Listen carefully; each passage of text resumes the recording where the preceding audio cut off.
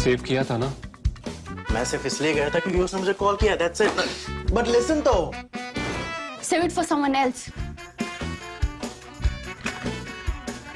जिंदगी में सेव करना जरूरी है, मगर जब बात पैसों की हो, सिर्फ सेविंग से काम नहीं चलेगा। इक्विटी म्यूचुअल फंड्स में इन्वेस्ट कीजिए और अपने सेविंग्स को आगे बढ़ने का मौका दीजिए। Mutual fund investments are subject to market risks. Read all scheme related documents carefully. नमस्कार, द प्रिंट में आपका स्वागत है। लाल किले से पीएम मोदी के भाषण और द्वारका एक्सप्रेसवे को लेकर सीएजी की रिपोर्ट से लेकर चीन की अर्थव्यवस्था और हिमाचल प्रदेश में प्राकृतिक आपदा तक पिछले कुछ दिनों में देश और दुनिया से जुड़ी बड़ी खबरों पर आपने नज़र बनाए रखी और हमें ढेर सारे सवाल भेजे। और आज के इस एपिसोड में एक बार फिर हम आपके सवालों पर चर्चा करेंगे। हेडलाइंस के पीछे शेखर के साथ मैं अपूर्वा मंधानी और मेरे साथ है हमारे editor in chief Shekhar Gupta. स्वागत है आपका शेखर। धन्यवाद अपूर्वा। चलिए शेखर, शुरुआत करते हैं। पहला सवाल आदित्य का आ रहा है, हमारे मेंबर हैं, पूछ रहे हैं कि पीएम मोदी ने हाल ही में लाल किले से कहा था कि अगले साल स्वतंत्रता दिवस पर वे अपनी सरकार की उपलब्धियां पेश करेंगे। साथ ही अविश्वास प्रस्ताव पर बहस के दौरान उन्होंने विपक्ष को 2028 के अविश्वास प्रस्ताव के लिए अच्छी तैयारी करने की बात कही। क्या आपको लगता है कि पीएम मोदी का ये भरोसा उनकी राजनीतिक रणनीति है या फिर उन्हें ये भरोसा है कि इंडिया गठबंधन टूट जाएगा? वो बोल रहे हैं इसका असर हम दिल्ली में पहले ही देख रहे हैं, जहाँ कांग्रेस ने लोकसभा चुनाव स्वतंत्र रूप से लड़ने का फैसला किया है। देखिए, ये किसी भी नेता की रणनीति पहले ये ऑब्वियस होती है कि अगर मैं हूँ सत्ता में तो मुझे यही कहना है कि मैं ही आऊँगा जी। लेकिन अगर आप मोदी जी को देखें तो उनकी 303 सीटें आई थी पिछली बार, नंबर 2 पार्टी की 52 सीटें आई थी, तो बहुत गैप था। और जिन सीटों में बीजेपी और कांग्रेस का मुकाबला था वहाँ पे बीजेपी के वोट बहुत ज़्यादा आए थे। तो जो उनका आत्मविश्वास है वो कोई ये नहीं मैं कहूँगा कि वो कोई एग्जैजरेटेड है, वो जस्टिफाइड आत्मविश्वास है जी। दूसरी बात ये है कि उनका मुझे लगता नहीं कि वो ये कह रहे हैं कि इंडिया जीत जाएगा इसलिए मैं जीत जाऊंगा। वो इंडिया के बावजूद जीतने की बात करें कि अगर इंडिया रहा भी तो वो क्या कर पाएगा। हाँ, टूट जाएगा तो उनको फ़ायदा होगा, लेकिन अभी अगर आप मुझे पूछे तो मुझे इस बात का भी पूरा यकीन नहीं है। मैं सोच रहा हूँ कि इंडिया के बनने से क्या वोट ट्रांसफ़र होता है। आप सोच रहे हैं जैसे कि महाराष्ट्र में, अब महाराष्ट्र में एनसीपी का वोट शरद पवार के पास आएगा या कि जो अब एनसीपी टूट के गई है अजीत पवार वहाँ जाएगा, या वो वोट डिवाइड होगा। ये सारी बातें, शिवसेना का वोट, अब शिवसेना का वोट इस शिवसेना को जाएगा या उसको जाएगा या कि बीजेपी को चला जाएगा, कुछ वोट या 3 में डिवाइड होगा। एक शिवसेना ठाकरे की, उद्धव की, एक शिवसेना शिंदे की, और जो बचा वो बीजेपी को चला जाएगा। अब ये सारी बातें जो हैं जिनको कहते हैं अप इन द एयर है। तो इंडिया क्या करेगा ये अगर आप मुझे पूछेंगे तो मैं भी नहीं बता सकता हूँ आपको। शेखर, अगला सवाल विशाल कुमार यादव का लूंगी, हमारे मेंबर हैं, पूछ रहे हैं कि मोदी सरकार के आर्थिक सलाहकार का भारत के संविधान को बदलने और नया संविधान बनाने के बारे में लेख पर आपके क्या विचार हैं? बोल रहे हैं क्या ये बेसिक स्ट्रक्चर वाले पॉइंट से आगे की बात हो रही है और ये कैसा तर्क है कि संविधान पुराना है और वो 2047 के भारत के काम का नहीं है या वो गुलामी का प्रतीक है? देखिए, ये पहली बात तो कोई संविधान बदलने की बात करे गलत बात है, क्योंकि संविधान से भारत इकट्ठा रहा है। जो कॉलोनाइजेशन ख़त्म होने के बाद, दूसरे विश्व युद्ध के बाद जितने नए देश बने थे उनमें जो डाइवर्स विविधता वाले देश थे वो सबके सब टूट गए उनमें। बल्कि मैंने गिना, भारत दुनिया के नक्शे को देखा तो मुझे लगता है एक तंजानिया है जिसमें इतनी विविधता नहीं है, और एक भारत है जिसमें सबसे ज़्यादा विविधता है। तो वो ना सिर्फ इंटैक्ट बचा है जैसा पहले था, बल्कि उससे मजबूत हो गया है और थोड़ा बहुत बढ़ ही गया होगा, क्योंकि सियाचिन ग्लेशियर पकड़ दिया जाके, थोड़ा बहुत और पकड़ दिया। तो ये बहुत बड़ी बात है। इस संविधान से भारत को नुकसान नहीं है। संविधान समय के साथ साथ जो संशोधन करने होते हैं भारत में, बल्कि ज़रूरत से ज़्यादा संविधान में संशोधन हुए, लेकिन बहुत संशोधन हुए। जो बेसिक स्ट्रक्चर था वो ये था कि इसमें जो हमारे मौलिक अधिकार हैं उनका हनन ना हो। अब उसमें ये कहना कि एक नया संविधान लेके आएंगे तो ये तो कोई मतलब सेकेंड रिपब्लिक, कोई नया रिपब्लिक थोड़ा भारत में बनेगा कि एक नया गणतंत्र बन जाएगा, तो ऐसे नहीं बनता है। और विवेक देबरॉय को मैं जानता हूँ, वो जाने माने बुद्धिजीवी हैं, महाभारत पे बहुत चीज़ों पे लिखते हैं, स्कॉलर हैं, लेकिन ये थोड़ा सा ज़्यादा हो गया, क्योंकि उनकी जो इकोनॉमिक एडवाइजरी कमेटी है उसने भी कहा कि हमारा इससे कुछ लेना देना नहीं है। लेकिन कई बार ये चीज़ें ट्रायल बैलून भी बन जाती हैं जी। क्योंकि जब किसी के पास सत्ता होती है और बहुत भारी बहुमत होता है तो उसको लगता है कि मैं इसके साथ जो मर्जी कर सकता हूँ, इसके साथ मैं देश का राष्ट्रगान बदल दूंगा, इसके साथ मैं देश का झंडा बदल दूंगा, करेंसी तो बदल ही दी। तो कुछ भी आदमी ये बात सोचता है, लेकिन ये मैं कहूँगा कि थोड़े से ये फ्लाइट ऑफ फैंसी है। और मुंगेरी लाल के हसीन सपने तो नहीं कहूँगा क्योंकि हसीन है कि नहीं है मुझे पता नहीं, पर ये कहना कि अभी तक जो गड़बड़ हुई है या हम जो अपने आप को अंडर परफॉर्म कर रहे हैं अपनी कैपेबिलिटी के हिसाब से, वो सिर्फ इसलिए कि हमारे पास ये संविधान है, इससे मैं बिल्कुल सहमत नहीं हूँ। और मैं एक ये भी कहूँगा कि मैं एक तरह से डिसअपॉइंटेड हूँ कि बिबेक देबरॉय ने लिखा, हालांकि कई बार वो बहुत प्रोवोकेटिव बातें कहते हैं और प्रोवोकेटिव इसलिए भी कहते हैं कि इसके ऊपर डिबेट होगी जी। लेकिन ये कहना कि संविधान को छोड़ने की बात सोचो और कोई और संविधान ले आओ, अरे और देश तो 200, 300 साल पुराने संविधान को लेके, संविधान क्या होता है? संविधान आपके देश को एक रास्ता दिखाता है और उसके अंदर मौलिक अधिकार होते हैं, वो आपके इनवायलेट होते हैं कि आपको बोलने का अधिकार है, आपको जीने का अधिकार है, जो धर्म आप मानना चाहें वो अधिकार है, तो वो सब चीज़ें इनवायलेट होती हैं। तो आपको ऐसा संविधान लाएंगे जिसके अंदर ये मौलिक अधिकार ना हो जी। तो ये बात भी करना ठीक है, आप बोले मुझे ये बात पसंद नहीं है, इसका संशोधन होना चाहिए, अमेंडमेंट होनी चाहिए। भारत में तो कितने, आप बताइए कितने अमेंडमेंट हुए हैं भारत में? 100 से ऊपर है। तो 100 से ऊपर अमेंडमेंट हो गए तो आप 2 कर 4, 5, 7, 8, 10 और कर सकते हैं। लेकिन जो नया संविधान मानने की बात है, उसका मतलब ये है कि आप बेसिक स्ट्रक्चर को नहीं एक्सेप्ट करते हैं जी। और वो अच्छी बात नहीं है, वो खतरनाक बात है। शिखर, अगला सवाल मिस्टर राठौर का लूँगी। पूछ रहे हैं कि हिमाचल में हाल ही में इतने फ्लड्स आए हैं, फिर भी लगता नहीं है कि किसी को अकल आई होगी। हिमाचल की ज्योग्राफी बहुत अलग है, बोल रहे हैं। यहाँ पर अलग से एक Himachal specific sustainable development model होना चाहिए। सरकार क्यों नहीं इसका कुछ करती है? बोल रहे हैं इर्रेस्पॉन्सिबल टूरिज़्म और डेवलपमेंट की वजह से हिमाचल में इतना कुछ हो रहा है और आगे ये और बढ़ेगा। देखिए, आपकी बात बिल्कुल ठीक है। लालच बहुत बुरी बला है और कई बार लालच आपको पैसे के लिए ले डूबती है, पैसे को ले डूबती है, कई बार आपकी जान को भी ले डूबती है जी। तो कुछ ऐसा ही हिमाचल में हो रहा है। देखिए, बड़े बड़े होटल पहाड़ के साथ साथ नीचे आ रहे हैं। तो जो पहाड़ के इलाके हैं उनकी कैरिंग कैपेसिटी होती है। आप यूरोप वगैरह में जाएं तो ये नहीं कि वहाँ के पहाड़ी शहरों में इतने दबादब बिल्डिंगें भरते हैं, देख के भरते हैं, समझ के भरते हैं। और वैसे भी वहाँ के जो पहाड़ हैं वो ज़्यादा स्ट्रॉन्ग हैं, रॉक है उनके अंदर, चट्टान है।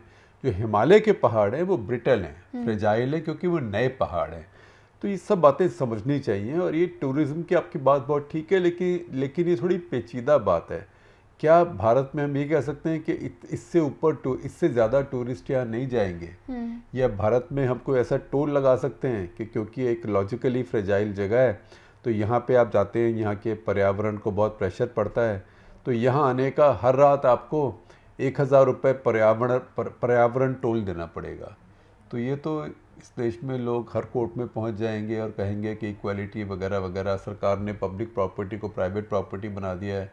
लेकिन कोई तरीका निकालना पड़ेगा कि वो जगहें जो इकोलॉजिकली फ्रेजाइल हैं वहाँ पे टूरिज़्म को कुछ रेगुलेट करना पड़ेगा।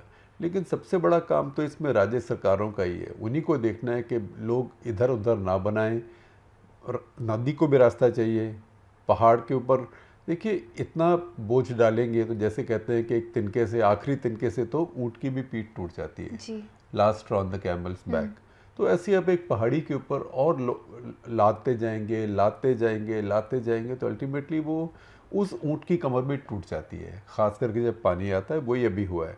दूसरी चीज़, जो हाईवेज़ बन रहे हैं, टनल्स बन रही हैं, इन सब को भी देखने की बात है कि कितना बन सकता है और इसकी सबसे अच्छी साइंस क्या है। तो ज़रूरी नहीं है कि जो ठेकेदार की साइंस हो वही सबसे अच्छी साइंस हो। इसमें एक्सपर्ट्स बुला के साइंस देख के तरीके से बनवाना चाहिए, क्योंकि बहुत इंफ्रास्ट्रक्चर बन रहा है। अब आप देखें कश्मीर के अंदर रेलवे लाइन जाने वाली है, दुनिया का सबसे ऊंचा रेलवे ब्रिज बना है वहाँ पे। तो इन सब चीज़ों को बना रहे हैं, लेकिन उसके साथ जो प्रिकॉशंस लेनी है, कहाँ रिटेनिंग वॉल्स लगानी है कि ऊपर से कुछ ना आ जाए जी, इन सब में खर्चा होता है। तो ये सब बातें देखने की, और ये बार बार पहाड़ हमें और प्रकृति हमें यही याद करा रही है। शेखर, आपने कश्मीर की बात की, हमारे मेंबर हैं सजल, वो बोल रहे हैं कि डीके सर बोल रहे थे कि आप रिसेंटली कश्मीर गए, आपसे वो पूछ रहे हैं कि आपने ग्राउंड ज़ीरो पे क्या देखा। वो पूछ रहे हैं कि क्या कश्मीर वाकई में 4 साल के बाद बदल गया है और आपका इस पे ओपिनियन क्या है। वो बोल रहे हैं कि अगर मुफ्ती और अब्दुल्ला फैमिली एक बार फिर शासन में आती है तो क्या कश्मीर की प्रॉब्लम एक बार फिर उभरेगी। देखिए, आपके ग्राउंड ज़ीरो की बात मैं भी बताता हूँ, उसमें भी एक अच्छी कहानी है, अभी 1 मिनट में बताऊँगा। कश्मीर में हम तो सिर्फ प्योरली टूरिस्ट के तरीके से गए थे जी। किसी को पता नहीं लगा, किसी को बताया नहीं कि हम जा रहे हैं। फ़्लाइट से श्रीनगर गए, वहाँ से गाड़ी में बैठ के सीधे पहलगाम चले गए, वहाँ घूमे हम 3-4 दिन, घूमे हम गाँव में, कुछ सेमों के बागान में गए, कुछ एक वहाँ पास में कुछ पहाड़ियाँ हैं वहाँ चले गए, नदी के आसपास घूम लिए। लेकिन गांव वगैरह में देखा कि जैसे स्कूल चल रहे हैं, बच्चे बहुत आ रहे हैं, यूनिफॉर्म पहन के जा रहे हैं, यूनिफॉर्म पहन के आ रहे हैं, कॉलेजों में आ रहे हैं, डिस्पेंसरीज चल रही हैं। तो ये लगा कि काफ़ी कुछ नॉर्मल है। और दूसरी बात ये आज का कट्टा क्लटर भी मेरा, आप देखिएगा इसको, कि उसके अंदर मैंने डेटा लेके, ये डेटा हमारे लोगों ने माइन किया है, यहाँ पे निखिल रामपाल ने माइन किया है। तो वो डेटा दिखाता है कि कश्मीर के सोशल इंडिकेटर्स बाकी भारत के सोशल इंडिकेटर से बेहतर हैं। तो ये सोचना कि वहाँ बहुत गरीबी है, वहाँ बहुत अंडर डेवलपमेंट है, ये सच नहीं है। और ये भी कहना कि अंडर डेवलपमेंट है इसीलिए वहाँ पे आतंकवाद है और इसीलिए अलगाववाद है और डेवलपमेंट बढ़ जाएगा तो ये ख़त्म हो जाएगा, ऐसा नहीं है। वहाँ पे जो अलगाववाद है और जो एलियनेशन है वो एक बेसिक वहाँ पे फंडामेंटल पुरानी टेंशन है। धीरे धीरे वो जाएगी, वो उसमें अभी बहुत मेहनत करने की बात है। लेकिन ये ज़रूर है कि ऑन द ग्राउंड थोड़ा नहीं, काफ़ी नॉर्मल लग रहा है कश्मीर, लग रहा है कोई ऐसी जगह। बस यही है कि क्योंकि हम जब गए थे तब अमरनाथ यात्रा हो रही थी और वो पहलगाम से जाती है, तो वहाँ बहुत CRP वगैरह थी, हर 100 गज़ पे एक जवान खड़ा हुआ था, तो उससे लगता है कि यहाँ कुछ हो रहा है। लेकिन पहले से मैं कहूँगा कि बहुत काम और नॉर्मल सिचुएशन है। दूसरी बात है, आपने कही ग्राउंड ज़ीरो की, तो ग्राउंड ज़ीरो का जो एक एक्सप्रेशन है ना, उसका आजकल मिसयूज़ होता है। हम सोचते हैं ग्राउंड ज़ीरो कोई भी जगह जहाँ पे सेंटर हो, जहाँ पे कुछ हो रहा हो, तो वो ग्राउंड ज़ीरो का मतलब वो नहीं होता। ग्राउंड ज़ीरो का मतलब होता है वो जगह जहाँ कोई बड़ी भयंकर बात हुई हो या बहुत बड़ा धमाका हुआ हो। और ये कैसे आया ग्राउंड ज़ीरो, मैं बताता हूँ। अभी आपने पता नहीं ये फिल्म देखी कि नहीं, ओपनहाइमर। अगर आप ओपनहाइमर फिल्म देखेंगे, खैर आप ना भी देखी हो, जहाँ तक ये देखी हो कि ना भी देखी हो, तो कहानी तो आपको पता ही है कि उन्होंने अपना जो पहले एटॉमिक बम का टेस्ट किया टेस्ट साइट के ऊपर, तो वो जो बम था उसको वहाँ पे एक टावर बनाया जी, 30 मीटर का टावर था, 100 फुट का, उसके ऊपर बम रखा, उसके ऊपर वो चला। तो जिस जगह पे वो टावर को रखा उस जगह का नाम रखा ज़ीरो, इसलिए वो बन गया ग्राउंड ज़ीरो जी, जहाँ पे इतना बड़ा बॉम्ब फूटा, दुनिया का पहला एटम बॉम्ब फूटा, तो वो ग्राउंड ज़ीरो बन गया। उसके बाद से खास करके मेरी टीवी चैनल्स ने कहीं कुछ भी हो जाए, मान लीजिए कि कहीं पे इंडिया अलायंस की या NDA अलायंस की या बीजेपी पार्टी की, मान लीजिए इलेक्शन कमेटी की मीटिंग हो रही हो, वहाँ से रिपोर्ट करेंगे तो बोलेंगे I am reporting from ground zero. तो ग्राउंड ज़ीरो का मतलब कुछ ऐसे बना लिया है कि ये उस जगह जहाँ पे कुछ हो रहा हो, लेकिन हम भूल गए कि इसका मतलब कुछ और होता है। तो जिसको ग्राउंड ज़ीरो पता हो वो फिर कहेगा अरे आप तो इसको बहुत, जिसको अंग्रेज़ी में हम कहते हैं मिसनोमर, तो ये थोड़ी सी मिसनोमर हो गई है या मैलेप्रॉपिज्म हो गया है जी। और जहाँ तक मुफ्ती फैमिली और अब्दुल्ला फैमिली की है, देखिए चुनाव तो कश्मीर में होगा, चुनाव में वही चुन के आएगा जिसको जम्मू कश्मीर के लोग चाहते हैं। तो अभी हम कहें कि ये नहीं आएंगे, कोई ऐसा तो कानून है नहीं कि उनको आप इलेक्शन लड़ने से मना कर दें। कि पाकिस्तान तो है नहीं कि आपने कह दिया इमरान खान नहीं लड़ सकते। तो लोग जानते हैं, पब्लिक है, सब जानती है, जम्मू एंड कश्मीर की पब्लिक भी तेज़ है, उनको भी पता है क्या होगा और कुछ नई राजनीतिक ताकतें भी आएंगी। तो अभी देखते हैं सुप्रीम कोर्ट में केस है, वो क्या फैसला करते हैं, लेकिन पॉलिटिक्स तो देर सवेर वहाँ शुरू होने वाली ही है। जी शेखर, अगला सवाल विपिन पिल्लाई का लूंगी, हमारे मेंबर हैं। बोल रहे हैं कि सीएजी रिपोर्ट आयुष्मान भारत से लेकर द्वारका फ्लाईओवर तक सरकारी योजनाओं में कई इरेगुलरिटीज़ की ओर इशारा कर रही है। अब ये चर्चा का विषय क्यों नहीं है, वो पूछ रहे हैं, क्योंकि सीएजी रिपोर्ट यूपीए 2 के सत्ता से बाहर होने के प्रमुख कारणों में से एक थी। पूछ रहे हैं कि ये अब कोई बड़ा मुद्दा क्यों नहीं है, या हम इतना आगे बढ़ चुके हैं कि एक आदमी की टेफ्लॉन कोटेड इमेज पर हर चीज़ के खिलाफ एक बैरियर के रूप में काम करती है वो इमेज। पीएस वो बोल रहे हैं, शेखर जी आपकी पत्रकारिता के बहुत बड़े फ़ैन हैं, आप और आपकी टीम बहुत अच्छा काम कर रही है। आपका बहुत बहुत धन्यवाद। आखिरी बात के लिए पहले खास करके टीम की तरफ से देखिए, सीएजी की जो रिपोर्ट आई थी, मुझे सीएजी में इतना भरोसा नहीं होता जी। मुझे ऑडिटर्स में भी इतना भरोसा नहीं होता, क्योंकि मुझे पता है ऑडिटर्स कैसे करते हैं। उनको गलती निकालनी होती है, और जो सीएजी वगैरह के लोग होते हैं वो सेंसेशनलाइज करते हैं क्योंकि उससे हेडलाइंस मिलती हैं जी। और जैसे कि यूपीए के समय हुआ, 1,76,000 करोड़ का 2G घोटाला, अभी तक तो किसी को सजा नहीं हुई, 10 साल हो गए, बल्कि वो घोटाला तो 2007 का है। अब ये ज़रूर है कि उसमें 2G स्कैम था, लेकिन 1,76,000 करोड़ का नहीं था। अगर उतने का होता तो 3G, 4G, 5G जितने स्पेक्ट्रम नीलाम हुए हैं, भारत सरकार तो माला माल हो गई होती। अभी तक तो 20 लाख करोड़, 25 लाख करोड़ आ गए होते, तो ऐसे नहीं होता।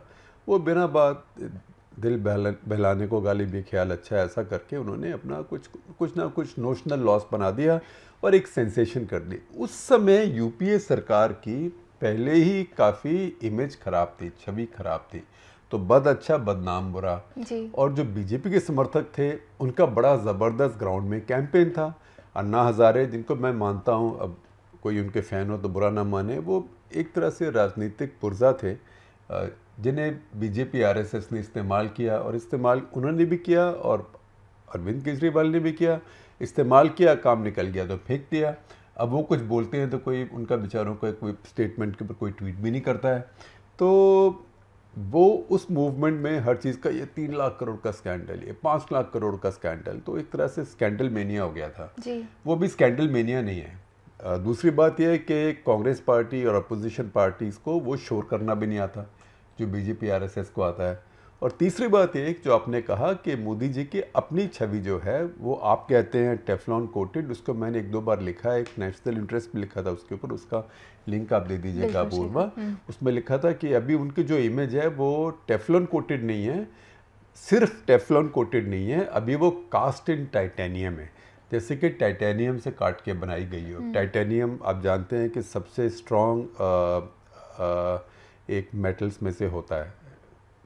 चलिए शेखर, अगला सवाल संकल्प का है, हमारे मेंबर हैं। बोल रहे हैं कि हेलो एसजी, आपने हाल ही में चीन की आर्थिक समस्याओं को डिक्लटर किया। बोल रहे पश्चिमी मीडिया भी चीन को बेहद अट्रोशियस तरीके से कवर कर रहा है। यह हास्यास्पद है क्योंकि कुछ साल पहले तक वही मीडिया चीन को सफलता की कहानी के रूप में प्रचारित कर रहा था और अब वे डेटा पर सवाल उठा रहा है। बोल रहे हैं चीन में कुछ समस्याएं तो हैं, लेकिन इतनी भी चिंताजनक नहीं है, चिंताजनक बात नहीं है कि कल वो कोलैप्स कर जाए। यहाँ तक कि इसका डेमोग्राफिक डिविडेंड भी इतना ओल्ड नहीं है। बोल रहे एक और बात एब्सोल्यूट वर्सेस रिलेटिव्स की है। एब्सोल्यूट टर्म्स में चीन के युवा अभी भी अमेरिका और यूरोप को आउटनंबर कर सकते हैं। बोल रहे पश्चिमी मीडिया का प्रोपेगेंडा में एंगेज होने की नोन हिस्ट्री है, जैसे कि यूएसएसआर के खिलाफ हुआ था। क्या चीन के साथ इतिहास दोहराया जा रहा है? देखिए, पश्चिमी मीडिया से आपको भी बहुत शिकायतें, हमें भी बहुत शिकायतें हो भी सकती हैं, किसी भी मीडिया से हो सकती हैं, लेकिन उसका मुकाबला कौन करता है? आप चीनी मीडिया को क्या ट्रस्ट करेंगे? वो सब सरकारी है जी।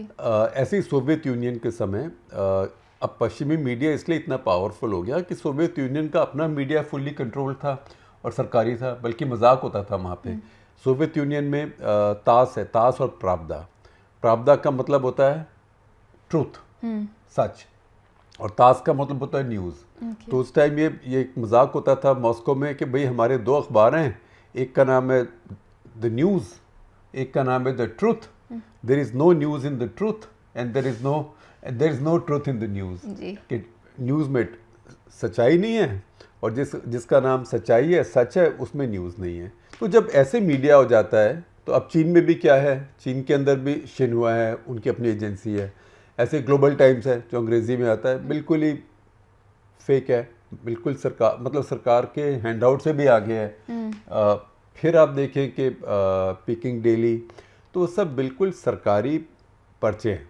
तो उसमें फिर जब आप पश्चिमी मीडिया को जो भी कहें वो है तो आज़ाद ना, अब उसको खबर कहाँ से मिलेगी, आप खबर भी नहीं देते हैं। तो कुछ खबर उसे डिप्लोमेटिक सोर्सेज से मिलती है, तो कई बार लोग आपस में बात करके एक दूसरे की खबर भी कंफर्म करते हैं। तो वो समस्या ज़रूर है। लेकिन ये कहना कि चाइना में क्राइसिस नहीं, चाइना में क्राइसिस है, ये भी बात आपकी ठीक है कि चाइना अगर 5 साल 2% पे भी ग्रो कर गया तो चाइना कोई कोलैप्स नहीं होगा जी। क्योंकि चाइना अभी अगर 1.5% पर भी ग्रो करता है, चाइना इस समय अगर 1% पर भी ग्रो करता है तो करीब करीब जितना भारत 6% पे ग्रो करके वेल्थ क्रिएट करता है उतनी चाइना 1% पे करता है। क्योंकि चाइना की जीडीपी ऑलरेडी हमारे से करीब $14.5 ट्रिलियन ज़्यादा है। हमारी इस टाइम 3.5 ट्रिलियन है, चाइना की अभी $18 ट्रिलियन है। वो बहुत बड़ी इकोनॉमी है। तो चाइना का मुकाबला हमारे से नहीं और हमारा भी मुकाबला चाइना से नहीं है, हमारा मुकाबला अपने आप से है।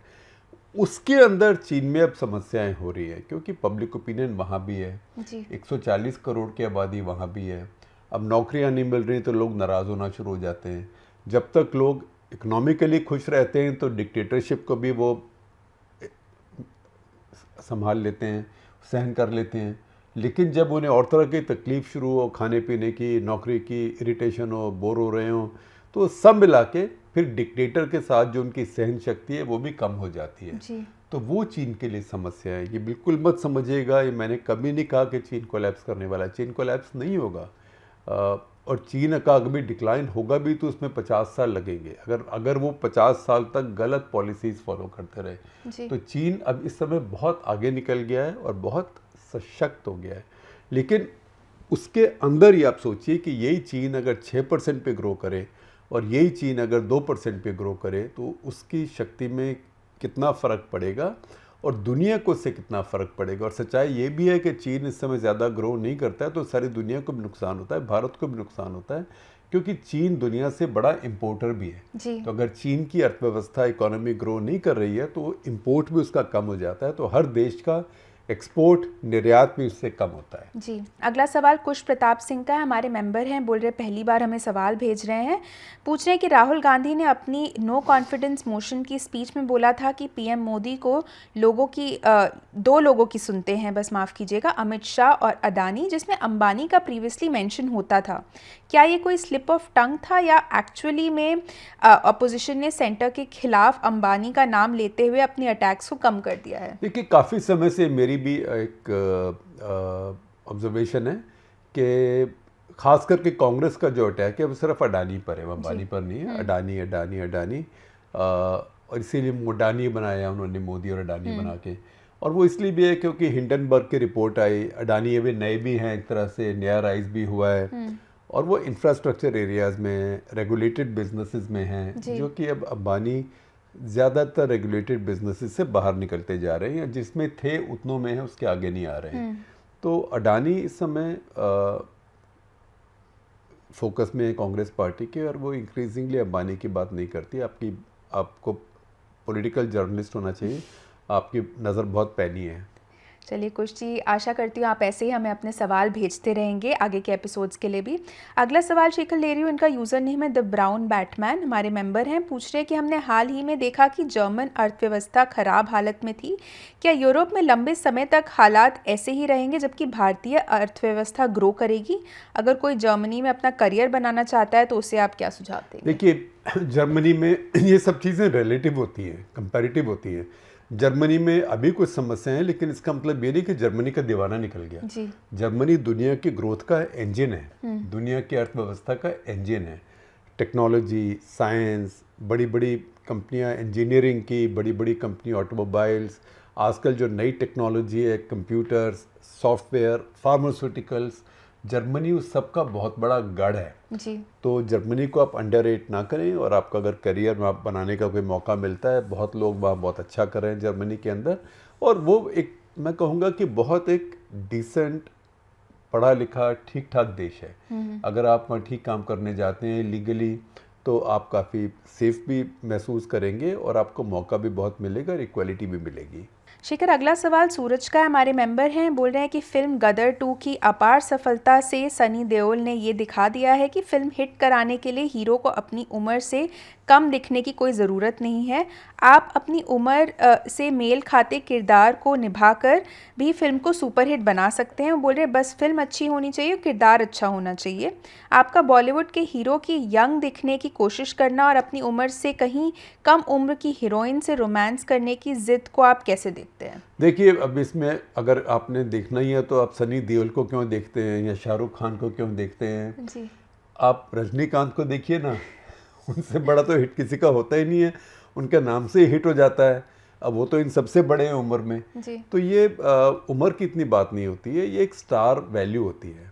तो अब सनी देओल की बहुत दिन से तो कोई हिट हुई नहीं, पर गदर एक तरह की फिल्म है, उसमें एक तरह की पॉलिटिक्स है या एक तरह की मैं कहूँगा कि एक बटन्स हिट किए हैं, एक तरह का नेशनलिज्म है वो, तो लोग उसको मान जाते हैं। तो इसका मतलब ये नहीं कि हर बड़ा हीरो, देखिए एक सच्चाई भी है कि पिछले साल में हिंदी फिल्में जो आई हैं बॉलीवुड से सिर्फ 7% सिर्फ 7% फिल्मों ने पैसा कमाया है, 93% फिल्मों ने पैसा गंवाया है। तो इस समय हिंदी फिल्मों की हालत बहुत खस्ता है। कोई इसमें हिट हो जाती है, पठान हिट हो गई, ये हिट हो गई, एक आध और हिट हो गई होगी। इसके साथ साथ आप देखें कि जो OTT हैं, जो नेटफ्लिक्स है, प्राइम है, हॉटस्टार, उसके ऊपर जो चीज़ें आ रही हैं वो बहुत चल रही हैं जी। और उसमें स्टार भी नहीं है। लेकिन जो हमारा स्टार सिस्टम है, ये एक आर्टिकल है जो अपूर्वा आपसे शेयर करेंगे, लिंक ही शेयर कर सकते हैं, उससे ज़्यादा हम कर नहीं सकते क्योंकि हम उसको खोल नहीं सकते। वो फाइनेंशियल टाइम्स में रुचिर शर्मा ने आर्टिकल लिखा है अभी, और उन्होंने कहा है कि भारत को क्या चाहिए, भारत को ज़्यादा चाहिए क्रिकेट और कम चाहिए बॉलीवुड। तो उन्होंने कहा है कि कैसे BCCI को और क्रिकेट को समझ आया कि भारत के देखने वालों को क्या चाहिए, कौन सी टेक्नोलॉजी चाहिए, डिजिटल में कैसे चलता है और उसको कैसे एंटरटेनमेंट चाहिए, पेस उसका बढ़ाएं। जबकि जो बॉलीवुड है वो स्टार सिस्टम में फंसा हुआ है, वही बोरी बासी चीज़ें लेके आता है। सच बात है कि गदर भी एक बासी चीज़ ही है, लेकिन वो एक चीप थ्रिल्स वाली बात है, लोगों को पसंद आ गया। अब ये कोई सलमान खान के भी बहुत फ़ैन होंगे तो उनसे मैं माफ़ी मांगता हूँ, लेकिन सलमान खान की फिल्में वाहियात होती हैं और वही चीप थ्रिल्स के लिए वो ऐसे ऐसे करता है। सब लोग सोचते हैं वो भी 60 साल का होने वाला है, सब लोग सोचते हैं कि बहुत बड़ी चीज़ है। बहुत बड़ी चीज़ नहीं, मतलब वो एक तरह से आपकी इंटेलिजेंस को इंसल्ट करता है। लेकिन अब 3 घंटे पैसे दिए तो आप सोचते हैं कि अब मैं इंटेलिजेंस की बत्ती बंद कर रहा हूँ, अब मैं सिर्फ अपने आप को एंटरटेन करूँगा। तो ठीक है, तो लोग एंटरटेनमेंट करते हैं, तो ये फैंटेसी की दुनिया है जी। तो उसी के अंदर गदर भी एक चीज़ है। शेखर, आखिरी सवाल आज का सागर अग्रवाल से आ रहा है, हमारे सब्सक्राइबर हैं, पूछ रहे हैं कि ऐसा लगता है कि USA और वेस्ट में कोविड ने कई लोगों को वैक्सीन के प्रति स्केप्टिकल बना दिया है। आज सभी रिपब्लिकन राष्ट्रपति पद के उम्मीदवार वैक्सीन मैंडेट के खिलाफ हैं। वो बोल रहे हैं कि डॉक्टर फॉची से बहुत सारे प्रश्न पूछे गए हैं, जिनमें चीन से उनके संबंधों के बारे में भी प्रश्न शामिल है। फाइजर और मॉडर्ना जैसे फार्मा कंपनियों की आलोचना हो रही है। खासकर वेस्ट में WHO ने अपनी विश्वसनीयता खो दी है। लोगों की सोच में इतना परिवर्तन क्यों आ गया है? देखिए, लोगों की सोच में कोई ख़ास मूल परिवर्तन नहीं आया, ये सोशल मीडिया वगैरह पे थोड़ा शोर शुरू हुआ है। और जो पगले होते हैं ना, पगलों में शोर करने का समय भी ज़्यादा होता है जी। और वो चीख चीख के बोलते भी हैं और वो उल्टी सीधी बात बोल सकते हैं। तो इसमें कई चीज़ें मिक्स हो गई हैं। जो रिपब्लिकन्स हैं, जब वो कहते हैं कि वैक्सीन मैंडेट नहीं होना चाहिए, वो कहते हैं कि हम तो बिल्कुल लिबर्टेरियन व्यू लेते हैं कि जिसको चाहिए लगवाए, सरकार कौन होती है कहने वाली। तो वो तो वहाँ से वो ये नहीं कह रहे कि वैक्सीन ख़राब है, डोनाल्ड ट्रंप ने खुद सबसे पहले लगवाए थे। तो वो ये नहीं कह रहे कि वैक्सीन ख़राब है। जो वैक्सीन ख़राब है, अमेरिका है भी एक मैं कई बार पाकिस्तान का टीवी देखता हूँ तो एक बड़ा अच्छा, जैसे हम कहते हैं ना, फूल्स पैराडाइज। सो पाकिस्तान के टीवी में वो उर्दू में बड़ा अच्छा मुझे बहुत पसंद आता है। वो कहते हैं अहमकों की जन्नत। अच्छा, अहमक मतलब फूल, जन्नत इज़ पैराडाइज, अहमकों की जन्नत, फूल्स पैराडाइज। तो ये अहमकों की जन्नत है और अमेरिका में ही अहमकों की जन्नत सबसे बड़ी है। दुनिया में जो बड़े देश हैं उनमें सबसे कम वैक्सीनेशन रेट अमेरिका में है। अभी भी 67-68% लोगों ने लगवाया है, बाकी ने लगवाया ही नहीं है। अब देखिए भारत में करीब करीब 100% ने लगवा लिया। अगर ये वैक्सीन नहीं लगे होते तो दुनिया में कोविड क्यों रुकता? उसके बाद कोविड कई बार आया है, लेकिन उसके बाद कोई मौतें नहीं हुई, हॉस्पिटल आपके नहीं भरे, ऑक्सीजन की शॉर्टेजेस नहीं हुई, क्योंकि लोगों में क्षमता आ गई। और दूसरी बात, अब कोविड होता भी है तो हल्का होता है। 2 बार तो कोविड मुझे भी हो चुका है। एक बार ओमिक्रॉन हुआ, दूसरी बार फिर हुआ अभी 3-4 महीने पहले, वो भी शायद ओमिक्रॉन ही होगा, लेकिन वो एक दिन हल्का सा बुखार होता है, टचवुड, उसके आगे नहीं होता। और टीके हमेशा लगाने चाहिए, बल्कि मैं तो ये भी कहूँगा कि इस समय भारत सरकार को भी बूस्टर के बारे में सोचना चाहिए जी। और भारत सरकार ने बूस्टर अलाउ तो किया ही है, तो ठीक है वो मुफ्त नहीं दे रही है, लेकिन जिसको श्रद्धा हो, ज़्यादा पैसे लगते नहीं है, इतना महंगा भी नहीं है, तो बूस्टर एक लगवा लेना चाहिए। चलिए इसी बात पे हमारा आज का एपिसोड यहीं ख़त्म होता है। आशा करती हूँ आपको एपिसोड पसंद आया हो। हमसे जुड़ने के लिए आप सभी का बहुत बहुत धन्यवाद। धन्यवाद, आपको बहुत शुभकामनाएं, अपना ध्यान रखिए।